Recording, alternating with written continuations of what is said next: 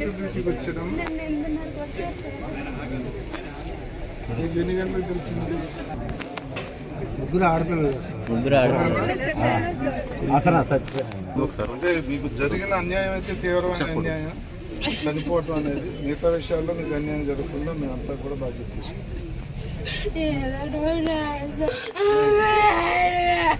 న్యాయం చేస్తాం తల్లి.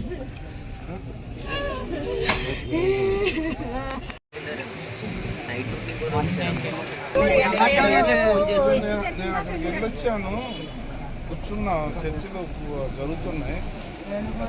కంపెనీ వాళ్ళు నేను మా జాయింట్ కలెక్టర్ అందరూ కూర్చోబెట్టి మాట్లాడుతున్నాం. అదే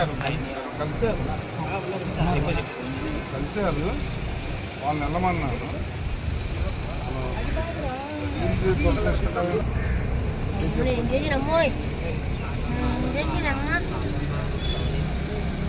తప్పకుండా మేము అంతా మీకు అండగా నిలబడతాము.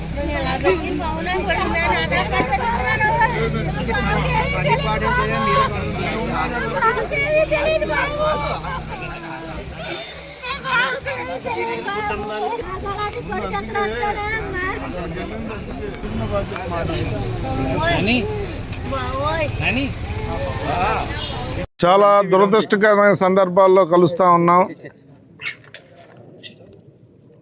చక్కగా డ్యూటీ చేసుకుని తెల్లవారి ఇంకా 2-3 గంటల్లో డ్యూటీ దిగిపోయే పరిస్థితుల్లో ఇద్దరు ఇక్కడ చనిపోవటం, అది కూడా వయసులో ఉన్న యువకులు.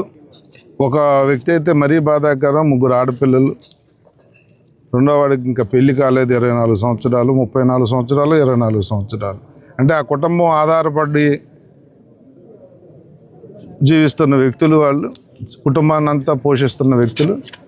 మరి ఇది మేము తీవ్రంగా ఖండిస్తూ ఉన్నాం. ప్రతిసారి ఇదే చెప్పడం కూడా బాధ అనిపించినప్పటికీ కూడా గౌరవ ముఖ్యమంత్రి గారు కానీ, గౌరవ ఉప ముఖ్యమంత్రి గారు కానీ సేఫ్టీ విషయంలోనూ, పొల్యూషన్ విషయంలోనూ రాజీ పడకుండా కార్యక్రమాలు తీసుకుంటున్నప్పటికీ కూడా మా జిల్లా యంత్రాంగం అంతా కూడా, మా కలెక్టర్ గారు కానీ, మా జాయింట్ కలెక్టర్ గారు కానీ, మా ఎస్పీ గారు కానీ అనేక మీటింగులు పెట్టి అవేర్నెస్ క్లాసులు తీసుకుంటూ వార్న్ చేస్తున్నప్పుడు కూడా కొన్ని చోట్ల ఇవి జరగటం మాకు కూడా చాలా బాధ అనిపిస్తూ ఉంది. తప్పకుండా ఆ కుటుంబాలకి న్యాయం చేస్తాం. ఇప్పుడే సంబంధిత అధికారులతో కానీ, సంబంధిత మంత్రి గారితో కానీ, గౌరవ ముఖ్యమంత్రి గారితో కానీ మాట్లాడి వాళ్ళకి ఏం చేయాలనేది కూడా మా జేసీ గారు, మా ఇతర ఆఫీసర్స్ కూడా కంపెనీతో మాట్లాడుతూ ఉన్నారు. సంబంధిత మంత్రులతో, ముఖ్యమంత్రితో మాట్లాడి తప్పకుండా వాళ్ళకి న్యాయం చేస్తామని మాటిస్తాను. అన్ని కుటుంబాలకి ఎంత ప్రకటించే అవకాశం ఉంది? ఇది పెద్దవాళ్ళతో మాట్లాడాలి నేను, ఎందుకంటే నాకు కూడా నిజం చెప్పాలంటే నాకు కూడా రెస్పాండ్ అవ్వాలి.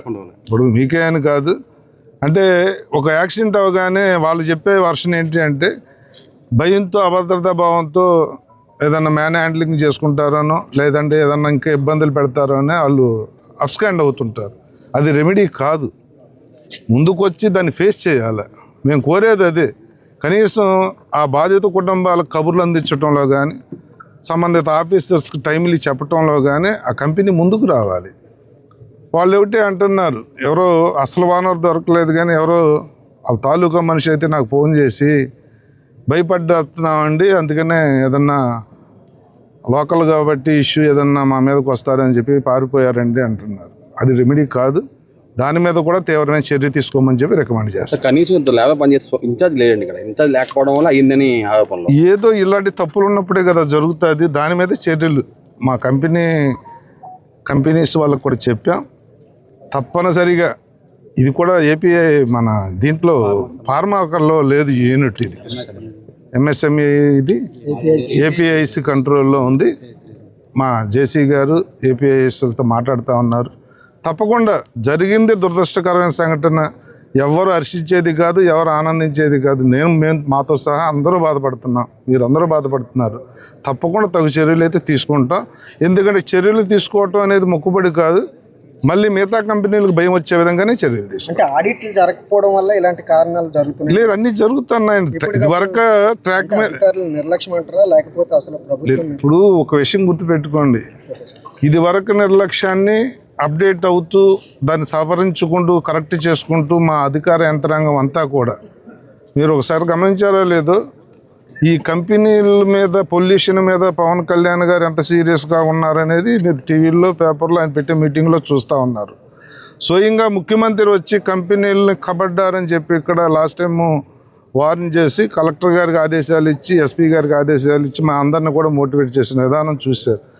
ఎక్కడ కూడా రాజీ పడాలని కానీ ప్రాణ నష్టం జరగాలని కానీ మేము అనుకోము, మీరు అనుకోరు, అట్ ద సేమ్ టైం కంపెనీలు కూడా అనుకోవు. ఎందుకంటే వాళ్ళకు కూడా ఆ కంపెనీ గుడ్ విల్ పోతుంది, నష్టపరిహారాలు ఇవ్వటంలో డబ్బులు లాస్ అవుతారు, మళ్ళీ యూనిట్ అంతా బాగు చేసుకోవటంలో కొంత ఇన్వెస్ట్మెంట్ ఉంటుంది.